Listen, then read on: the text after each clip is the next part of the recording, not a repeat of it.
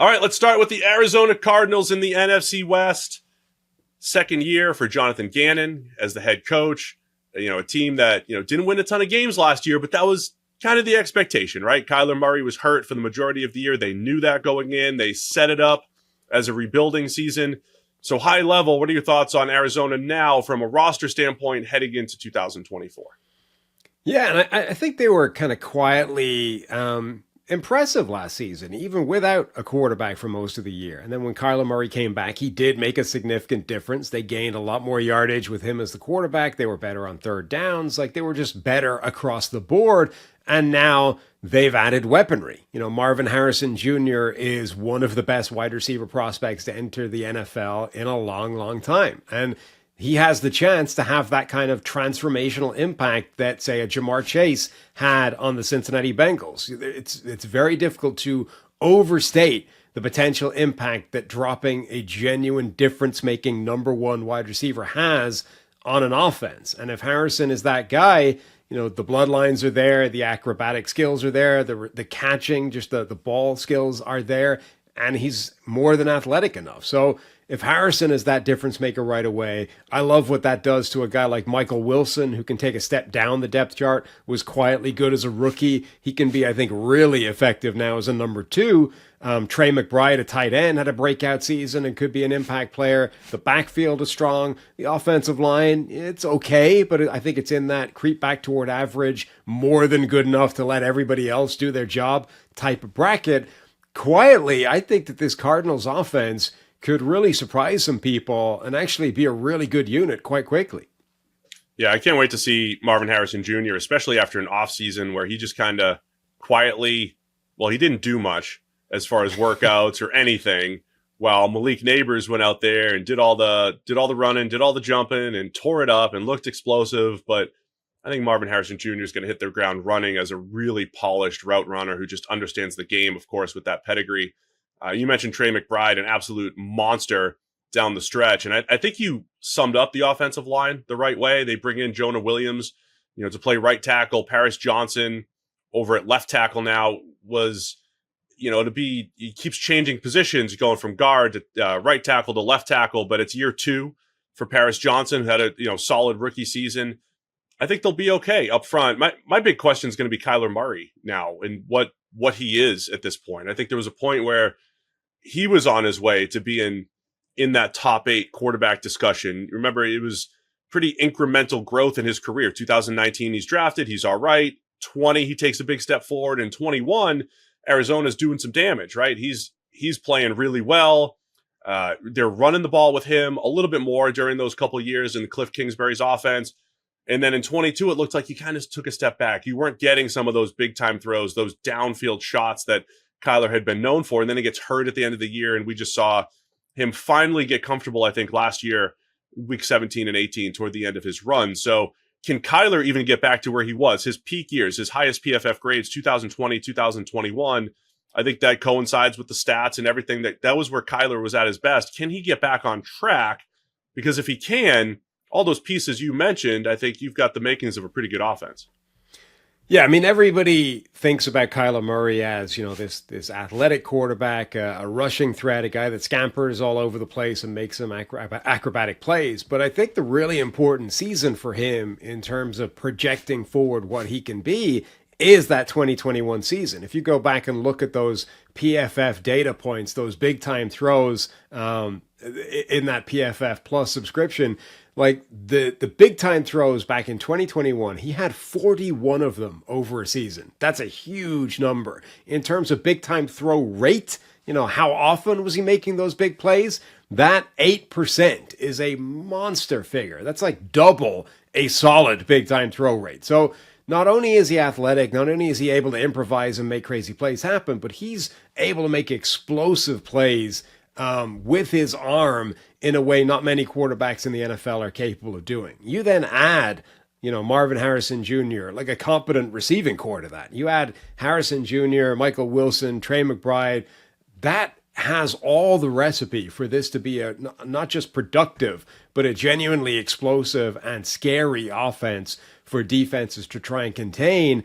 I'm not saying it's a guarantee he's going to get there, but he's at least shown already in the NFL, that he's capable of that kind of production. And now we just need to see it all come together now that he's healthy, now that the situation around him is better, the scheme is better. Like, the pieces are all there for this to come together. Yeah, I mean, the pieces are absolutely there, and I think it's kind of a pivotal year for Kyler. He's now making he's only making $46 million a year. You know, that just keeps getting dropped lower and lower as far as APY goes for quarterbacks around the league. But I think it's a pivotal year for Kyler, continuing to prove, hey, I'm another year removed from the injury. The total package coming back as a run pass threat. I think he has that ability. Defensive side of the ball, though, Sam, I've got some concerns. I think there's reason for concern, and then reason for, hey, let's see some young players that they brought in with the plethora of draft picks. Last year, Cardinals had the fourth worst PFF pass rush grade as a team, fourth worst coverage grade as a team. And I don't know if they've upgraded during this offseason. So it is this unknown of several draft picks, particularly in the secondary, that they're going to be banking on. Up front, they draft Darius Robinson as their second first rounder. I think he's got that inside-outside flexibility, but that defensive front looks rough. Even with Robinson there, I think they've got some work to do on the defensive side of the ball. And, you know, coming from a place where they were one of the worst defenses in the NFL last year. Yeah, and I think to a degree that's inevitable, right? You know, they can only fix so much in an offseason. They did the thing that you generally praise in terms of roster construction and how to build a team. They did it through the draft. They drafted a lot of times. And okay, all those guys aren't going to work out, but if they get enough of them to hit, that's what's going to propel them going forward. Obviously, if they get their high-end picks, a guy like Darius Robinson, if he hits right away, that's a positive thing and an important thing for this defense. But, you know, they just need a few of those guys to actually make an impact and upgrade that side of the ball because, yeah, every level of that defense is concerning. The front, there's a very definitive lack of consistent production, guys that you can rely on getting significant pressure. You know, their top pass rushers effectively are former special teamers, former off-the-ball linebackers, tweeners like Darius Robinson who are unproven at the next level. There's just nobody that you could point to and say, that guy is going to get you 55 pressures this year, and we just need to get the rest from somewhere else. Linebacker is a work in progress. Cornerback is a work in progress. Like, every level of this defense is on paper a weakness, but I think the bigger thing for the team as a whole is if the offense gets on the right track, if Kyler Murray looks legit, if Marvin Harrison looks great, you know, if the offense is explosive and has firepower, we can work on the defense over the next couple of years. Please don't diminish the exploits of Dennis the Barbarian Gardeck, a show favorite, of course. Now, he had 4 sacks in 5 weeks last year. Yeah. Slowed down a little bit.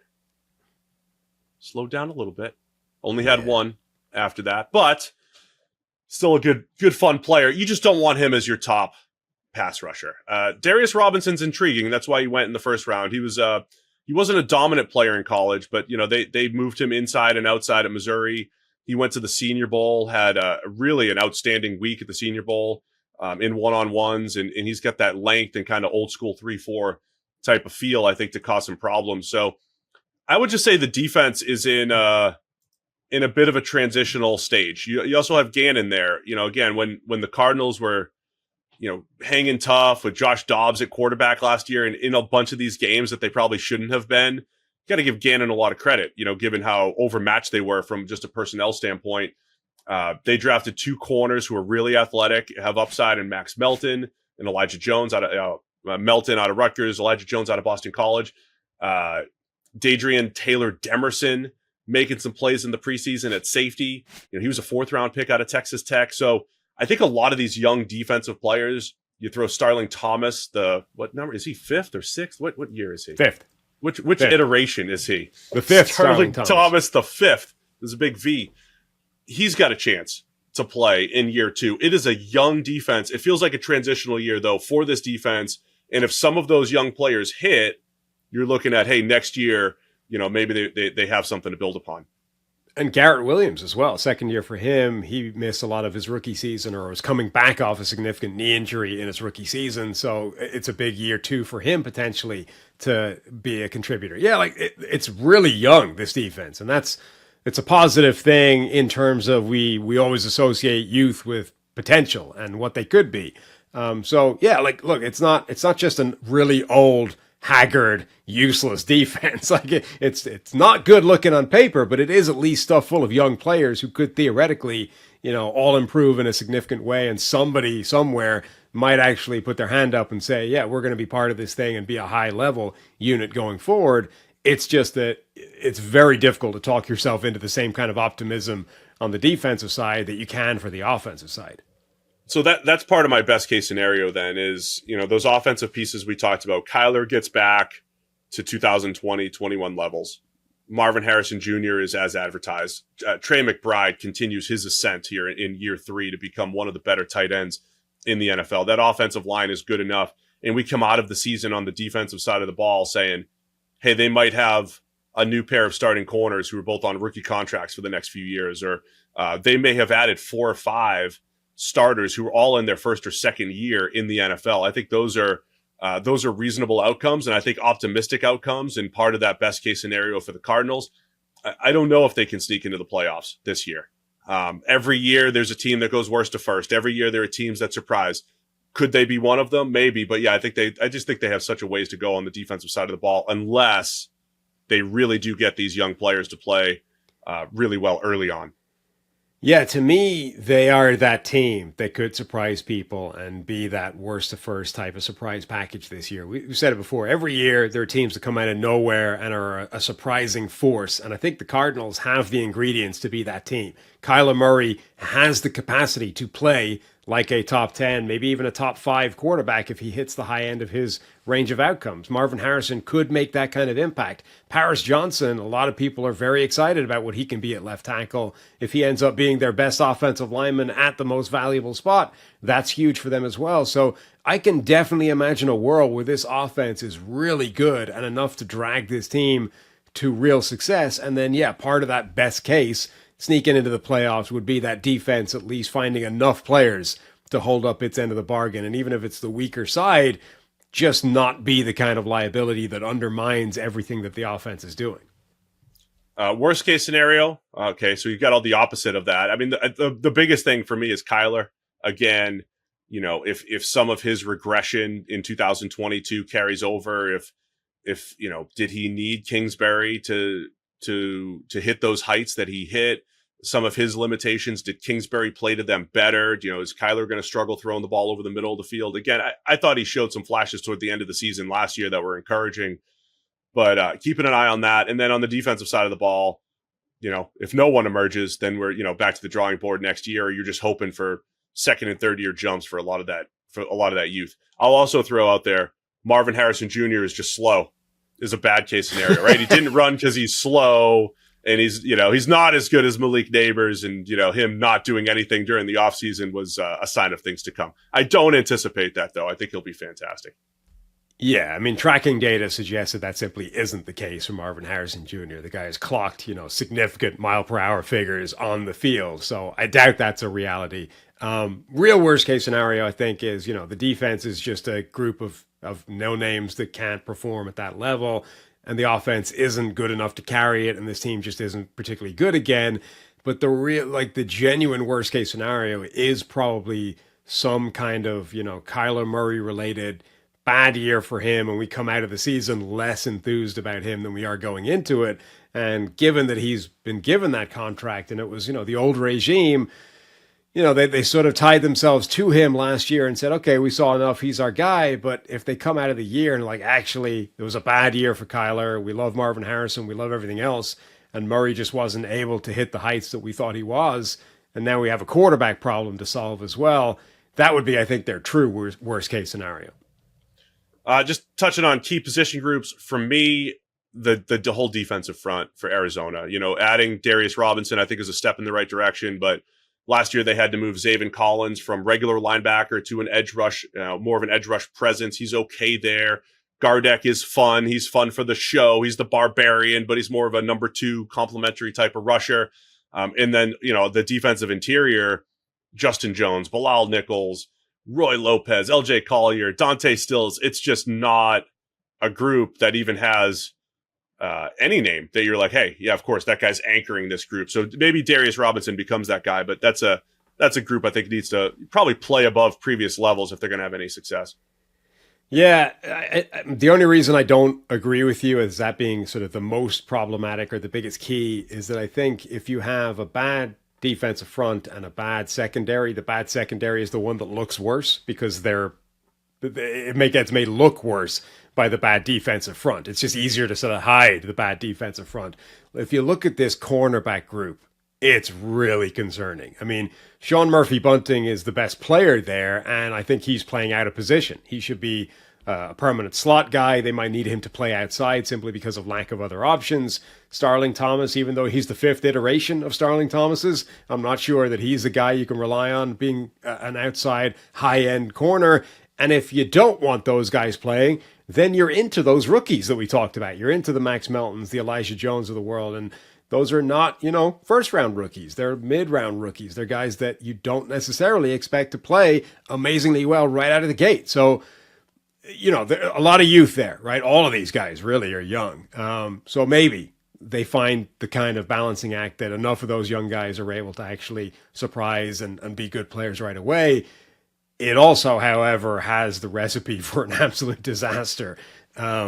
There, given the fact that there isn't going to be a consistent source of pressure ahead of them. All right, Sam, anything else on the Cardinals? No, other than, they are my pick for a surprise package this season.